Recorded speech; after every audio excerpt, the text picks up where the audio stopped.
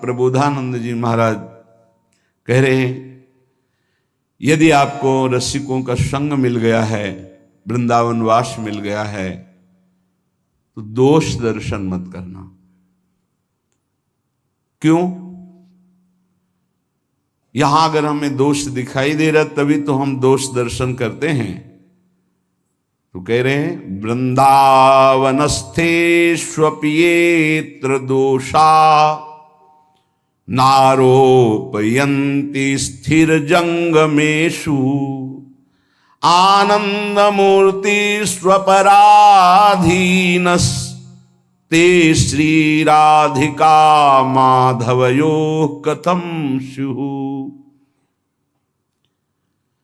जो श्री जी की कृपा से वृंदावन आया, वृंदावन धाम में भले 1-2 दिन ही वास किया, उसको चाहिए कि अपनी दृष्टि बचावे, या जो अखंड वृंदावन वास कर रहा है, किसी भी प्राणी में दोष दर्शन यहां मत करना, क्योंकि सब राधा कृपा कटाक्ष से पूरित हैं। ये अभी उनमें दोष दिखाई दे रहा है, लेकिन वो दोषी नहीं होंगे, वो प्रियालाल को प्राप्त होंगे। आप ये विचार कीजिए कि प्रियालाल की कृपा से इनको वृंदावन वास मिला है, इनकी किसी साधना से नहीं मिला है। तो हो सकता है इनमें कोई असाधन हो, इनमें कोई त्रुटि हो, इनका स्वभाव कुछ बिगड़ रहा हो, पर महारानी जी ने पास कर दिया, इन्हें अपने महल में रख दिया, तो हम इन्हें प्रणाम करते हैं। हम इनके दोष दर्शन नहीं करेंगे। बोले यदि दोष दर्शन किया तो बोले दोष दर्शन यदि किया वृंदावन वासियों के प्रति, वैष्णवों के प्रति, तो राधा माधव कभी आप पर प्रसन्न नहीं हो सकते। फिर जीवन का लाभ क्या रहा? श्री राधिका माधवयो कथम स्युः। वो आपसे कैसे प्रसन्न हो सकते हैं? उनके द्वारा स्वीकार किए हुए नीच जनों पर आप दोष दर्शन करें। नहीं, दोषी हैं तो कह तो रहे कि हो सकता है उसमें दोष हो, पर वो रहेगा नहीं, उसका दोष नष्ट हो जाएगा, क्योंकि प्रियालाल ने स्वीकार किया है। इसीलिए गीता में श्री भगवान जी ने कहा है, अपिचेत सुदुराचारो भजते माम अनन्य भाग साधुरेव समंतव्य सम्यक व्यवसिता है सा।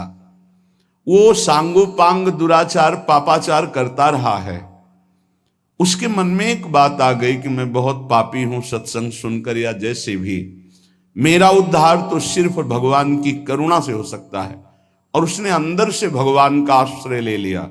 अब उसे तुम पापी नहीं कह सकते हो। भगवान कह रहे हैं साधुरेव समंतव्या, अब उसे साधु मानो। साधु को साधु मानने के लिए कभी आज्ञा नहीं दी गई। वो साधु नहीं है, वो पाप आचरण करने वाला पापी रहा है, दुराचारी रहा है, पर उसने भगवान का आश्रय ले लिया है। अब भगवान कह रहे हैं करो सद्य ते साधु समानम, मैं साधु बनाऊंगा। अब वो साम दाम और दंड भेद से सीधे रास्ते लाऊं, नकली से बनाऊं असली, भगत मेरे मुकुटमणि। भगवान की विशुद्ध कृपा होती है।